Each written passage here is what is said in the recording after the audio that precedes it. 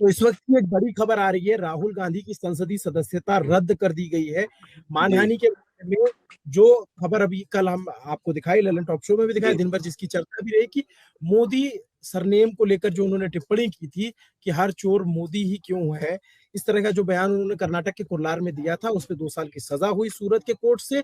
और उस कोर्ट की सजा के बाद आज लोकसभा सचिवालय ने उनकी सदस्यता को रद्द कर दिया। दर्शकों को हम बता दें, जनप्रतिनिधित्व कानून 1991 उसके तहत इनकी सदस्यता रद्द कर दी गई है। चूंकि हम बातचीत में भी ये बार बार कहा जा रहा था, ऐसे कई सारे लोग कह रहे थे कि उनकी सदस्यता जा सकती है और कई सारे लोग कह रहे थे नहीं ऐसा नहीं होगा। तो ये सदस्यता क्यों गई है, आप जरा इस पे अगर डाल सके प्रकाश, क्यों चली गई? जी देखिए, पहले क्या था, मैं कुछ दिन पहले लिली थॉमस का 2013 judgment, Lily Thomas versus Union of India में का एक जजमेंट आया, जिसमें कि पहले जो कानून था उसके अंदर एक प्रोविजन था, प्रोविजो मतलब कि उसमें एक एक्सेप्शन था कि जिस सूरत में जब आदमी, अगर मान लीजिए किसी जो भी जनप्रतिनिधि है, अगर उसको सजा कर दी गई है 2 साल की, और वो उसको राइट होता है उस अपील, उस सजा के खिलाफ अपील फाइल करने का। वो अपील की मियाद किस केसेस में 30 दिन होती है और कुछ ऑफेंसेस में 90 दिन तक जा सकती है। तो पहले जो कानून था उसके हिसाब से 90 दिन तक के लिए जो आपका डिस्क्वालिफिकेशन रहेगा वो इफेक्ट में नहीं आएगा। पर सुप्रीम कोर्ट ने बाद में लिली थॉमस के जजमेंट में उसको सेटिसाइड कर दिया, और उसको मद्देनजर रखते हुए सरकार ने भी कानून लाया और उसमें संशोधन किया। संशोधन के बाद से इमीडिएटली जैसे ही आपका कन्विक्शन हो जाता है, इमीडिएटली उसके बाद आपको डिस्क्वालिफिकेशन हो जाएगा। और उसी हिसाब से जैसे ही राहुल जी का कन्विक्शन हुआ, वो डिस्क्वालीफाई हो गए और स्पीकर ने अकॉर्डिंगली कन्वे कर दिया है। नहीं तो लेकिन जो ये 30 दिन की मोहलत दी गई थी, जो उन्हें बेल दी गई थी, उसका क्या मतलब हुआ? फिर उसका क्या फायदा हुआ? देखिए, जैसे मैंने कल भी आपको बताया था कि जो बेल है, बेल का मतलब केवल सस्पेंशन ऑफ सेंटेंस हुआ है, सस्पेंशन ऑफ कन्विक्शन नहीं हुआ है। कन्विक्शन जो है वो मेन मुद्दा है। इनको इस समय बोला गया कि ठीक है, आप जाइए, घूमिए फिरिए, और आप अपना जो भी आपके पास रिसोर्सेज हैं, उनको कलेक्ट करके अपनी एक दलील बनाइए, दलील बना करके उसको साथ एक अपील फाइल करिए आपको। इसलिए उसके लिए उनको केवल छूट मिली हुई है, पर वो कॉन्विक्ट हैं, वो अभी भी सिद्ध दोष अपराधी हैं, सिद्ध दोष कॉन्विक्ट माने जाएंगे। इसलिए वो कोई उनका कन्विक्शन स्टे नहीं हुआ है। जब तक कि उनका कन्विक्शन स्टे नहीं होता है, तब तक के लिए वो डिस्क्वालीफाइड माने जाएंगे, और अगर मान लीजिए नहीं होगा तो वो डिस्क्वालीफाई माने जाएंगे। और अगर 2 साल की सजा है, जिस दिन वो जेल जाएंगे, जेल जाने से निकलने के बाद 6 साल तक वो कोई इलेक्शन नहीं लड़ सकते। कि जेल जाना पड़ सकता है राहुल गांधी को इस मामले में? अगर मान लीजिए, क्योंकि जो 30 दिन का समय दिया गया है, 30 दिन का मियाद होती है अपील फाइल करने की, उसमें वो अपील फाइल करते हैं, और अपील में अगर मान लीजिए जो उनकी एपेलेट कोर्ट है यहाँ पे, जैसे कि सेशन जज होगी जिनके यहाँ अपील पड़ेगी, अगर वो कहती है कि नहीं, मैं आपको जो ये 30 दिन का समय है ये आगे एक्सटेंड नहीं करती हूँ, उस सूरत में उनको जेल जाना पड़ सकता है। विकास, क्या अपडेट है आपके पास? तो मैं सबसे पहले जो मामला है वो एक बार याद दिला देता हूं सबको। दरअसल राहुल गांधी ने कर्नाटक के कोलार में जो कहा था 5 साल पहले, 13 अप्रैल 2019 की बात है, चुनावी रैली थी वहां पर उन्होंने कहा था कि नीरव मोदी, ललित मोदी और नरेंद्र मोदी, इनमें तीनों का जो सरनेम कॉमन है, और चोरों का सरनेम कॉमन क्यों होता है, सरनेम मोदी क्यों होता है, इसे लेकर जो है गुजरात के जो बीजेपी विधायक है सूरत से, पूर्णेश मोदी, उन्होंने मामला दर्ज कराया था, जिस पर जो है कल 2 साल की उनको सजा हुई थी। उसके बाद 30 दिन के लिए जमानत में मिल गई थी। तो ये पूरा मामला था, जिसके बाद जो सदस्यता रद्द की गई है, दिवेश जी, आई थिंक वो कल से ही रद्द हो गई है, मतलब वो कल से ही वो सांसद नहीं, जैसे ही उनका कन्विक्शन होगा उस मोमेंट से उनकी सदस्यता रद्द हो जाएगी। लेकिन कन्वे, देखिए, एक फॉर्मेलिटी होती है कि वो जो कन्वे करेगा वो स्पीकर के पास वो कन्वे करेंगे। तो स्पीकर ने आज वो जाकर के उद्घोषणा कर दी है, उसकी उद्घोषणा हो गई है, पर मोमेंट जो है जब से हुई है वो उस समय हुई जिस समय कोर्ट ने उनको कन्विक्शन की सजा सुनाई। तो जैसे एक सवाल मैं जानना चाह रहा था, अभिनव जी 1 मिनट रुकूंगा, कि जैसे यहाँ पर उनकी सदस्यता तो रद्द कर दी गई है, लेकिन अब वो हाईकोर्ट में अपील करते हैं, और वहां से जो जो कन्विक्शन जो उनका हुआ था वो रद्द हो जाता है, तो क्या उनकी सदस्यता उनको वापस जो है मिलेगी, और कब मिलेगी, कैसे मिलेगी? नहीं, अगर देखिए क्या होगा, पहली बात तो हाई कोर्ट ने अपील इनकी दाखिल करी हुई, मैजिस्ट्रेट ने सजा करी हुई है, तो उससे जो उनकी नेक्स्ट अपील दाखिल होगी वो दाखिल होगी सेशन जज के यहाँ पे। तो सेशन जज शुरुआत में तुरंत ही तो मेरे हिसाब से सुनवाई नहीं हो सकती है, क्योंकि ये टाइम टेकिंग प्रोसेस होता है। दोनों पक्ष होंगे, उनको अपना जवाब फाइल करना पड़ेगा। जो उधर से मोदी जी हैं उनको भी अपनी समय मिलेगा कि अपने जो भी दलीलें हैं वो रखें लिखित फॉर्म में। तो इसलिए तुरंत तो नहीं होगा, लेकिन अगर चाहे तो एपेलेट कोर्ट जो है, जो कि सेशन कोर्ट है, वो चाहे तो इनका कन्विक्शन भी स्टे करती है।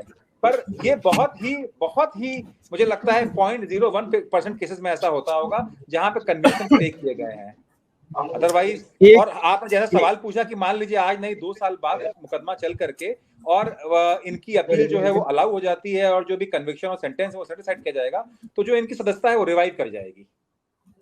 नहीं, तब तक तो फिर 2024 के चुनाव आ जाएंगे, और तब तक ये भी होगा कि अगर ये स्थिति रही तो राहुल गांधी तो चुनाव भी नहीं लड़ पाएंगे।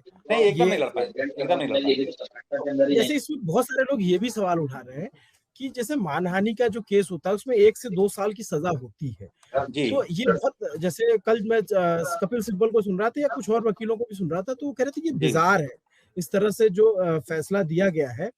तो कि लोग फैसले की मंशा पे भी सवाल उठा रहे हैं कि 2 साल ही क्यों दी गई सजा, 1 साल भी दी जा सकती थी, 1.5 साल भी दी जा सकती थी। तो कह रहे हैं कि इस वजह से दी गई ताकि इनका सदस्यता रद्द कराई जा सके। देखिए, अब मैं इस बात पे अगर वो बताइए। देखिए, अगर मान लीजिए कोई भी वकील ऐसी बात बोलता है कि ऐसी किया गया या ऐसा किया जा रहा है, तो मतलब वो एक एलिमेंट ला रहा है कि जो जुडिशरी है वो प्रेजुडिस्ड है। तो मेरे हिसाब से कोई भी सीनियर एडवोकेट है जिनका आपने नाम लिया, या कोई भी वकील है, उसको ऐसे पहले तो टिप्पणी करनी नहीं चाहिए कि जो जुडिशरी है वो इन्फ्लुएंस्ड है किसी भी रूलिंग पार्टी के द्वारा। तो ये बहुत ही गलत टिप्पणी है, पहली चीज। दूसरी चीज है, जो मैक्सिमम पनिशमेंट है इसके अंदर वो 2 साल की है। देखिए, अगर मान लीजिए, क्योंकि अगर कोई ऐसा तो नहीं बोलूंगा मैं, अगर मान लीजिए कोई आम आदमी होता, उसके साथ उन्होंने ये टिप्पणी करी होती, तो उस सूरत में अगर कम सजा मिलती तो वो लाजमी था। पर इस समय जिसके खिलाफ उन्होंने टिप्पणी करी है वो प्रधानमंत्री है, तो उसकी ग्रेविटी ऑफ ऑफेंस जो रहेगा, हमेशा जो ऑफेंस आदमी करता है उसकी ग्रेविटी देखा जाएगा। यहाँ पे ऑफेंस क्या है? ऑफेंस है किसी का मानहानि करना।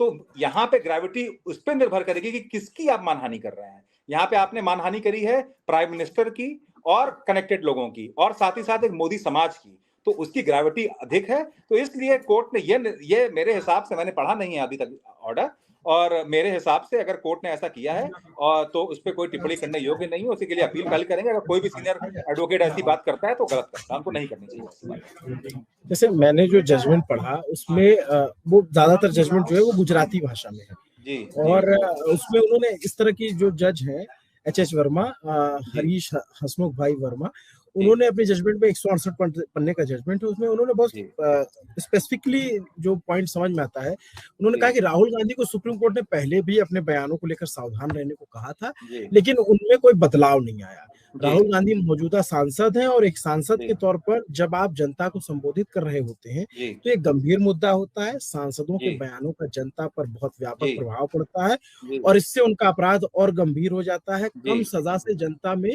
गलत संदेश जाएगा और मानहानि का उद्देश्य पूरा नहीं होगा। ये टिप्पणी है एकदम। देखिए, मेरे हिसाब से जो टिप्पणी करी है एकदम परफेक्ट टिप्पणी करी है, क्योंकि with power comes great responsibilities. जितना ज्यादा आपके पास ताकत रहेगी उतनी ज्यादा रिस्पॉन्सिबिलिटी होगी। और साथ ही साथ यही नहीं, आप किसकी मानहानि कर रहे हैं ये भी एक हमेशा ही कंसीडरेशन का फैक्टर रहेगा। अगर आपने अगर मेरे जैसे आदमी की करी होती तो हो सकता है कि कोर्ट इनको सजा करते समय केवल फाइन दे करके छोड़ देती। पर अगर आप प्राइम मिनिस्टर की कर रहे हैं तो उसकी जरूर ऐसी सजा होनी चाहिए कि आदमी डेटर करे। नेक्स्ट बार से अगर मानहानि के उद्देश्य से आप किसी की मानहानि कर रहे हैं तो मानहानि ना करी जाए। तो एकदम परफेक्ट सजा है। और अगर किसी का कोई भी इसके ऊपर कमेंट है तो मेरे हिसाब से वो कमेंट लाजमी नहीं है। तो जैसे कहा जाता है कि लोकतंत्र में हर इंसान बराबर होता है, तो क्या इसमें मानहानि के केस में ये देखा जाता है कि व्यक्ति कौन है और किसकी मानहानि की जा रही, इस तरह से होता है केस? जी जरूर। देखिए, अगर मान लीजिए कि हम लोगों ने ये बता रहे, क्योंकि आपने बोला कि सब इंसान इक्वालिटी बिफोर लॉ का आपने बात करी, हमेशा हर आदमी बराबर है। पर वो आदमी कितने लोग के ऊपर प्रभाव डाल रहा है, इस बात का भी हमेशा दिमाग में आदमी को मद्देनजर रखना पड़ेगा कुछ भी फैसला सुनाता है कोर्ट। क्योंकि कोर्ट यहाँ पे जो प्रधानमंत्री हैं वो सारे के सबके पूरे के पूरे राष्ट्र के इररेस्पेक्टिव ऑफ कास्ट क्रीड कुछ भी उनके वेलफेयर की बात कर रहे हैं। तो इसलिए वो आदमी भले ही अगर मान लीजिए कि कोई मुकदमा चलेगा तो वो उनके खिलाफ, उसके लिए पक्का वो इक्वालिटी बिफोर लॉ है, इक्वल उनको राइट्स मिलेंगे। लेकिन अगर मान लीजिए कि मानहानि है जिससे कि आप केवल प्रधानमंत्री नहीं पूरे के पूरे राष्ट्र के गौरव को नीचे करने की बात कर रहे हैं, तो डेफिनेटली वो ग्रेव ऑफेंस है। तो लेकिन इसमें जो हमें फैसले में समझ में आता है वो ये समझ में आता है कि उन्होंने मैं आपको फैसले की कुछ और लाइनें बताता हूँ पढ़ करके। जी बताएं। जज ने जो कहा है उन्होंने कहा कि उन्हीं लोगों का नाम लिया जिनका सरनेम मोदी है। उन्होंने आरोपी पर जोर देने के बजाय सरनेम पर जोर दिया। अभियुक्त का इरादा मोदी नाम के साथ मोदी स्टीरियोटाइप की पहचान करना था, ऐसा उन्होंने अपने फैसले। जी तो देखिए, आज पूरे या भारत ही नहीं पूरे विश्व में हर आदमी जानता है मोदी। कोई हमारे प्रधानमंत्री का नाम नरेंद्र भाई दामोदर दास मोदी नहीं जानता है। अगर आप यूएस भी जाएंगे तो मोदी। तो अगर मान लीजिए कोई मोदी कहता है, इनफैक्ट मेरे एक क्लाइंट है, मैं जहां का रहने वाला हूँ वहां के मेरे एक क्लाइंट है, उनका नाम है मोदी। उनको तो मैंने उनका नाम सेव कर रखा है मोदी जी। एक दिन मैं फोन पे उनका एक बार मोबाइल पे फोन आ गया तो मेरा बच्चा कहता है, अरे पापा मोदी जी कॉलिंग, पापा क्या आपका मोदी जी कॉल कर रहे हैं? तो मोदी केवल इस समय नाम ही नहीं है, मोदी से हर आदमी समझता है कि कोई नरेंद्र मोदी, अगर आगे नाम नहीं लिया है, पीछे नाम नहीं लिया है, तो कोई सुशील कुमार मोदी नहीं समझेगा, हर आदमी समझेगा कि नरेंद्र मोदी की बात हो रही है। तो इसलिए डेफिनेटली अगर वो केवल मोदी ही नहीं है, वो नरेंद्र मोदी के बारे में बात कर रहे हैं, भले ही आप क्लैंडरस्टाइनली जो भी कह दीजिए, तो कोई इतना नासमझ नहीं रहेगा आज के समझ में कि नहीं समझेगा ये बात। तो इसलिए उनका कहना तो अब इस पूरे केस में आप क्या कानूनी विकल्प देखते हैं कि कानूनी विकल्प क्या रह जाते हैं? कानून विकल्प इस समय राहुल गांधी जी के पास है कि वो अपील फाइल करें इमीडिएटली। इनफैक्ट उनको फाइल कर देनी चाहिए थी। अगर आपको याद होगा तो एक बार ऐसे ही सलमान खान के ऊपर भी जो उनका कन्विक्शन हुआ था उसमें उन्होंने उनकी जो अपील थी, उनको पहले शुरुआत में बेल मिल गई, उसके बाद जब अपील में भी उनकी अपील खारिज हुई सेशन कोर्ट से, तो दोपहर में ही उन लोगों ने मेंशन करके मैटर सुनवाई पे लगा लिया था और दोपहर में ही कोर्ट ने 2 बजे मैटर लेकर के सलमान खान का जेल जाना स्टे कर दिया था। बाद में सुनवाई होकर के सलमान खान को वहां से उनकी अपील अलाउ हो गई और वो बरी हो गए।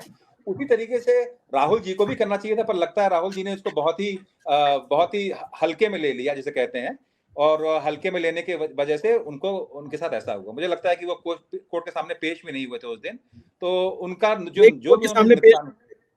कोर्ट के सामने पेश हुए और उससे पहले भी वो 3 बार पेश हो चुके थे। इससे पहले 3 बार वो पेशी में जा चुके थे और जिस दिन फैसला सुना उस वक्त भी राहुल गांधी कोर्ट में मौजूद थे। हाँ, तो वो बहुत कॉन्फिडेंट रहे होंगे कि नहीं मुझे तो एक्विटल हो जाएगा, और उन्होंने अपनी आगे उस समय की तैयारी नहीं करी होगी। तो इनफैक्ट उनको कर लेनी चाहिए थी तुरंत, और अगर कल नहीं करी तो अभी तक तो उनको दाखिल करके, क्योंकि इंपॉर्टेंट आदमी है, मेंशन करा करके और सुनवाई करवा लेनी चाहिए थी। अभी तक नहीं करवाया है तो फिर उनके पास में ये तो डिफॉल्ट है उनका। नहीं तो जो वकीलों की टीम होगी अब वो सेशन कोर्ट में जाएंगे? जी, सेशन कोर्ट में वो अपील फाइल करेंगे अभी, सूरत के सेशन कोर्ट में अपील। तो और सेशन कोर्ट के में अगर मान लीजिए इनके पक्ष में नहीं आता है फैसला या फिर कुछ होता है तो ये हाई कोर्ट सुप्रीम कोर्ट जा सकते हैं? हाई कोर्ट जाएंगे, हाई कोर्ट। जी या ऐसा भी हो सकता है कि ये डायरेक्ट सुप्रीम कोर्ट आए कि नहीं? ऐसा नहीं कर सकते हैं। डायरेक्ट सुप्रीम कोर्ट आएंगे तो सुप्रीम कोर्ट एंटरटेन कर सकती है, लेकिन मेरे हिसाब से 99.9% में नहीं होगा। सुप्रीम कोर्ट रिमांड बैक कर देगी कि आप यहाँ पे क्यों आए, आप में ऐसी क्या स्पेशलिटी है कि आप सीधे सुप्रीम कोर्ट में अपील कर सकते हैं और बाकी जनता जो है पहले हाई कोर्ट जाएगी। इसलिए इस बात पे उनको ऐसा, उनके वकील भी ऐसा राय नहीं देंगे। अच्छा, तो अभी वो उनको सेशन कोर्ट में जाना पड़ेगा जी, और वहां पे फिर क्या प्रक्रिया होगी? वो भी लंबी प्रक्रिया होगी तब तो। जी, डिपेंड करता है, जैसे कि ये तो स्टेट टू स्टेट डिपेंड करता है। जैसे कि अगर मान लीजिए यूपी में हो तो हो सकता है वहां पर ज्यादा लंबा हो जाए क्योंकि वहां पे मुकदमे ज्यादा है। दिल्ली में हो तो वो 6 महीने में भी डिस्पोज ऑफ कर सकते हैं। डिपेंड करेगा कि पेंडेंसी कितनी है, क्योंकि एक नंबर मिलेगा जब भी अपील फाइल होती है तो उनका एक नंबर मिलता है, तो उस अपील नंबर के हिसाब से चलती है कि पहले अपील किसने फाइल करी हुई है।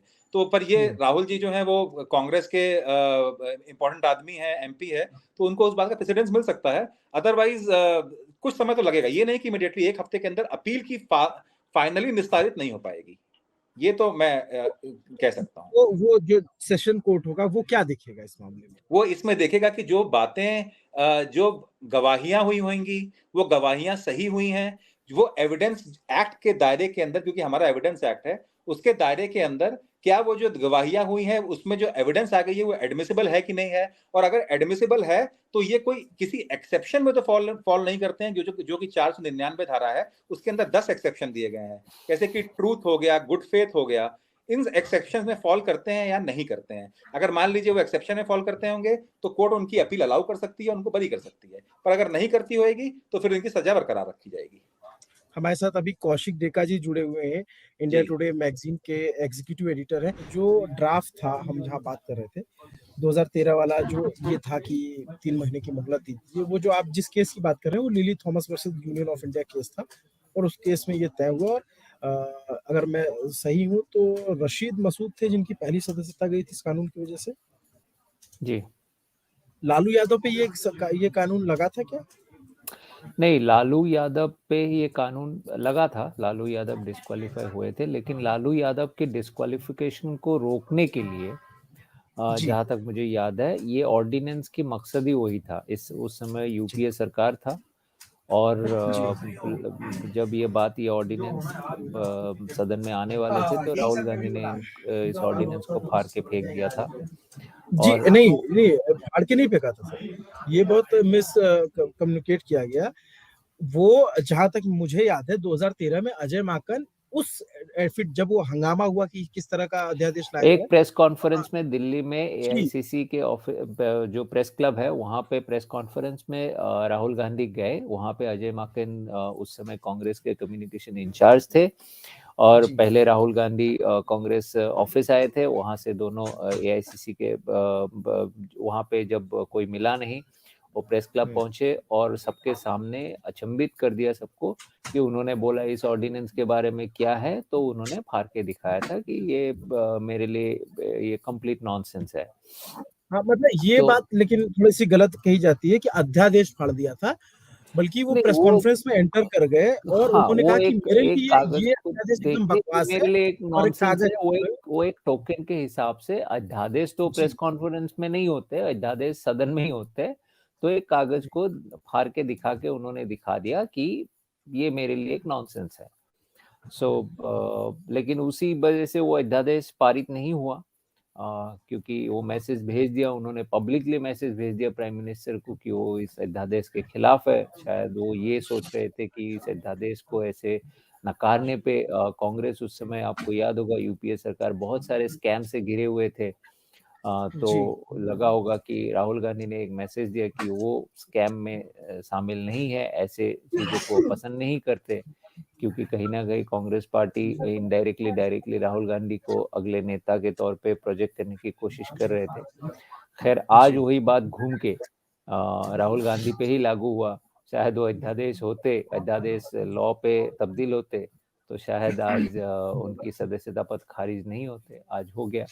हालांकि काफी तेजी दिखाई सरकार ने, ये भी मानना पड़ेगा। मतलब हाँ, ये जो थोड़ा सा इस पे ये भी लोग सवाल उठा रहे हैं कि बड़ा जल्दी इस पे क्विक एक्शन लिया गया। मुझे जहाँ तक, देखिए, पत्रकारों को पॉलिटिशियन क्यों कैसे करते हैं समझने में थोड़ा वक्त लगता है, क्योंकि पॉलिटिशियंस के सोच विचार बहुत अलग होते हैं। लेकिन मैं लॉजिकली अगर सोचूं, ये तेजी बीजेपी को कितना फायदा देगा, थोड़ा संदेह है इसमें। पॉलिटिकल फायदा मैं इसलिए बता रहा हूँ क्योंकि जो कोर्ट ने राहुल गांधी को दोषी करार दिया वो बीजेपी के लिए काफी था, ये नैरेटिव क्रिएट करने के लिए कि राहुल गांधी ने अपमान किया सिर्फ प्रधानमंत्री को ही नहीं, मोदी कम्युनिटी, मोदी सरनेम वाले सारे लोगों को, टेली कम्युनिटी को, और या लार्ज स्केल में बोला जाए तो ओबीसी कास्ट को। तो ये नैरेटिव चलाने के लिए कोर्ट ने कन्विक्ट कर दिया, वो काफी था। अपील है, ये है, वो बाद में। अब उन्होंने उनकी सदस्यता पद इतनी तेजी से खारिज कर दी, तो इसमें मुझे एक ही बात लगता है कि ये एक तरह से शायद बीजेपी के टॉप ऑर्डर से एक मैसेज है कि एक सीमा उल्लंघन करोगे तो हम किसी भी हद तक जा सकते हैं। हालांकि सदस्यता पद खारिज टेक्निकली लोकसभा के सेक्रेटरीट करते हैं, इसमें सरकार तो नियम के अनुसार ही काम कर रहे हैं, बट कहीं ना कहीं एक मैसेज है कि अगर एक सीमा अतिक्रमण करोगे प्रधानमंत्री को अटैक करने में या सरकार को अटैक करने में, तो हम किसी भी हद तक जा सकते हैं काउंटर स्ट्राइक में। तो मेरे हिसाब से इस समय मुझे एक ऐसी ही मैसेज लग रहा है, क्योंकि पॉलिटिकल नैरेटिव क्रिएट करने में तो ये काफी था कि कोर्ट में जो सेंटेंसिंग हुआ उसमें दोषी करार दिया गया।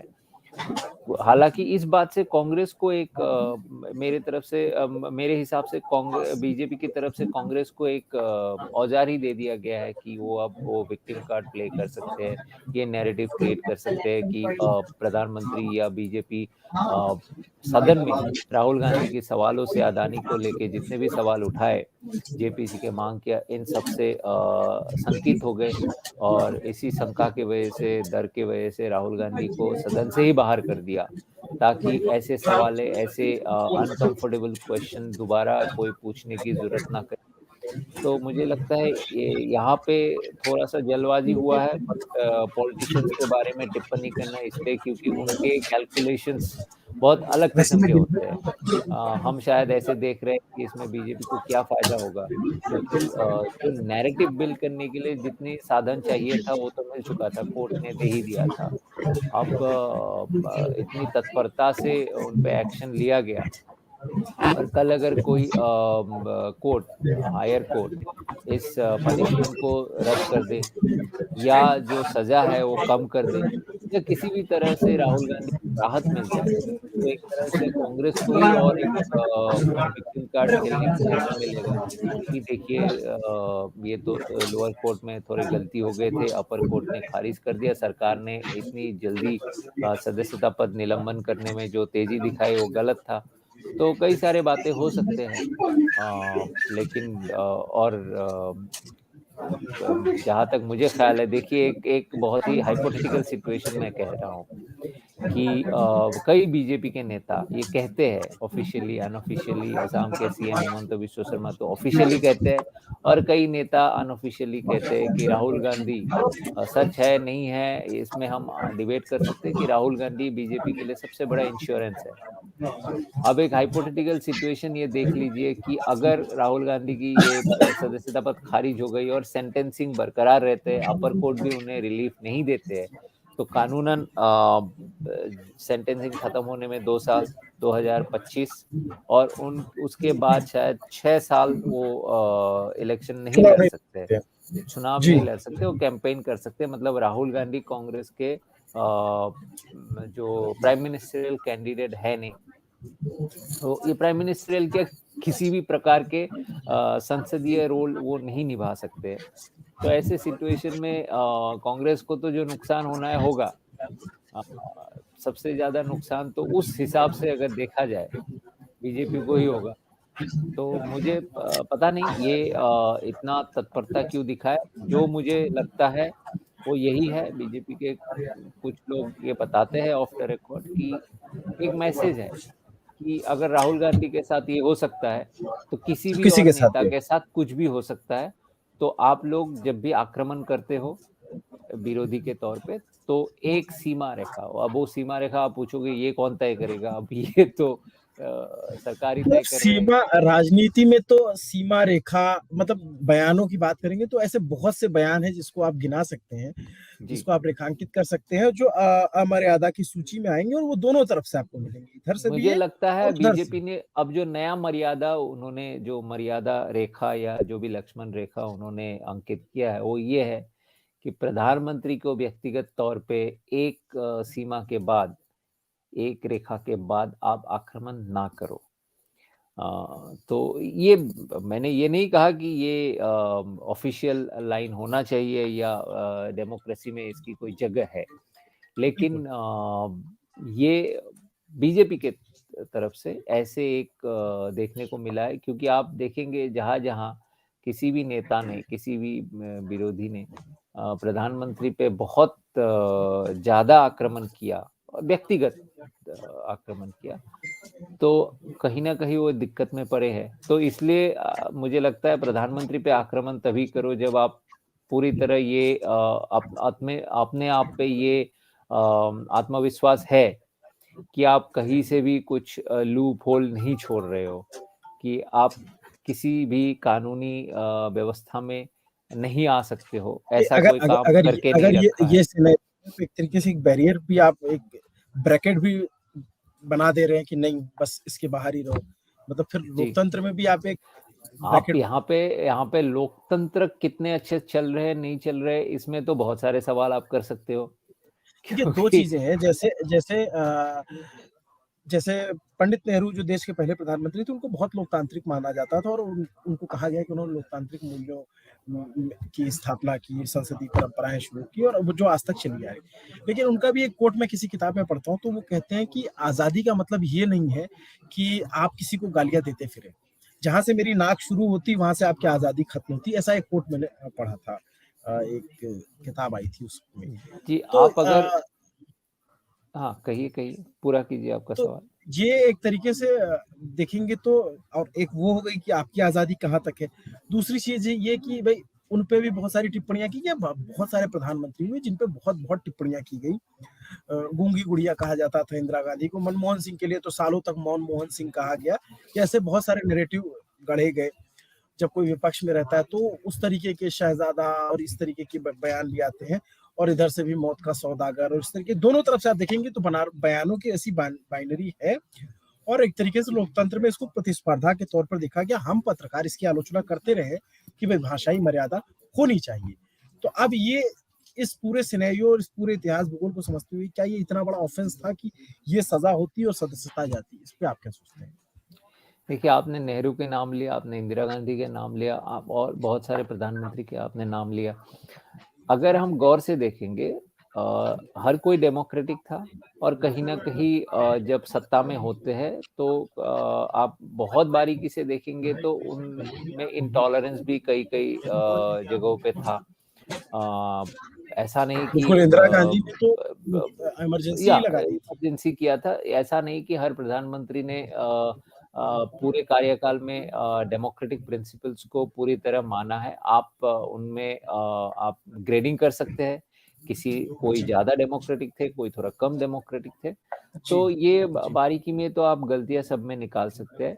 लेकिन जो आपने शिष्टाचार की बात की, शालीनता की बात की, सामाजिक बोलचाल में, मैं मानता हूँ पत्रकार के तौर पे ही नहीं, मैं as a citizen of India मैं ये मानता हूँ कि जब हम सामाजिक वातावरण में बात करते हैं और जब हम नेता है, किसी भी फील्ड के लीडर है, किसी भी फील्ड में हम ये मानते हैं कि बहुत लोग हमें फॉलो करते हैं, तो मुझे लगता है कि एक शिष्टाचार में रहना चाहिए। भाषा के जब प्रयोग होते हैं तो एक शालीनता के अधीन, और भारतीय संस्कृति में है कि हमें शालीन भाषा प्रयोग करना चाहिए। पब्लिक स्पीकिंग में तो बहुत ही जरूरी है।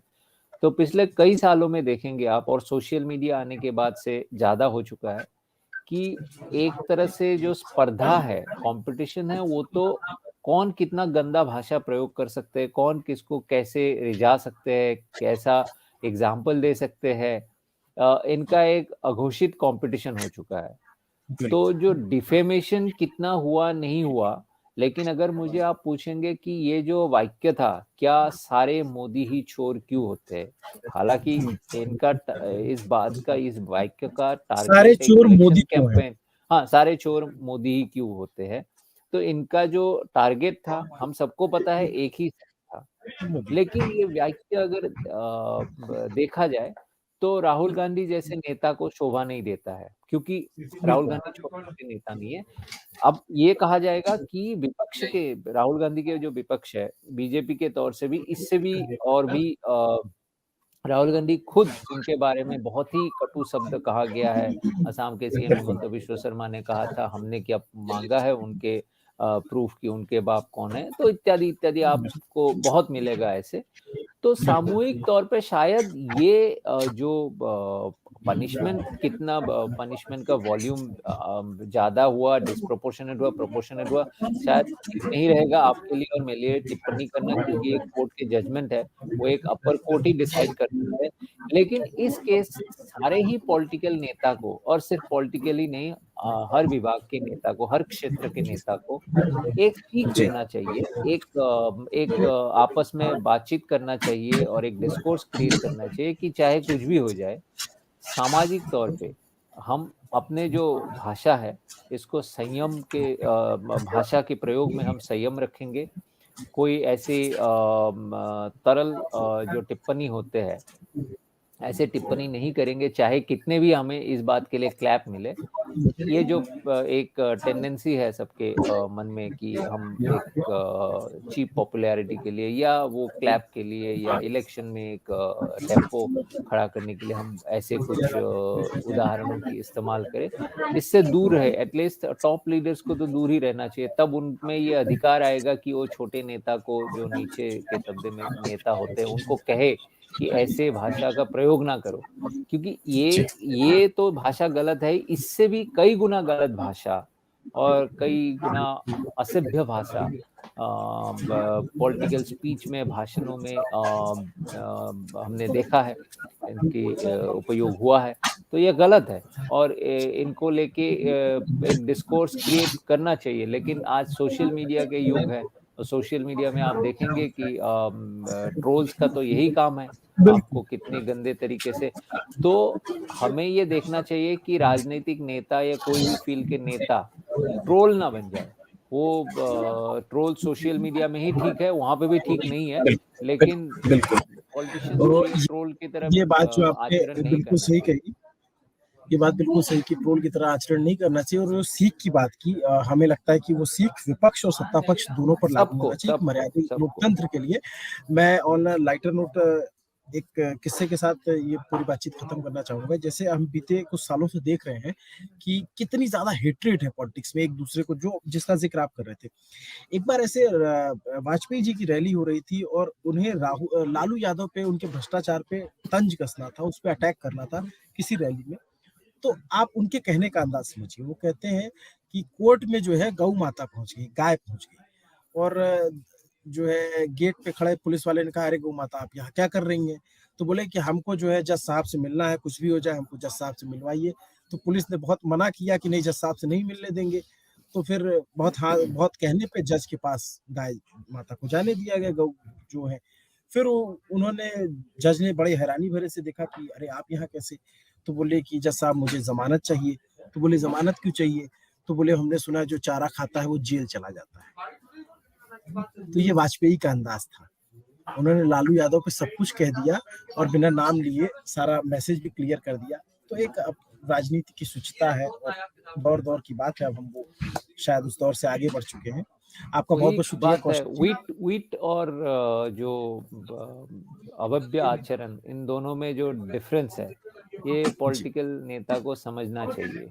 तो मुझे लगता है ये केस ही आखिरी ऐसा केस हो और आखिरी बहुत सजा बहुत शुक्रिया आपका इस पूरी बातचीत के लिए। अब हमें लगता है हमारे दर्शकों को इस केस के बारे में काफी समझ में आएगा, और उसके आगे पीछे का डिस्कोर्स भी। आपका ललन टॉप को ये सारा वीडियो देखने के लिए बहुत बहुत शुक्रिया। कमेंट करके बताइए कि आप राहुल गांधी की सदस्यता जाने पर आप क्या सोचते हैं, और इस तरह के फैसले, इस तरह के भाषण पे आप क्या सोचते हैं। शुक्रिया।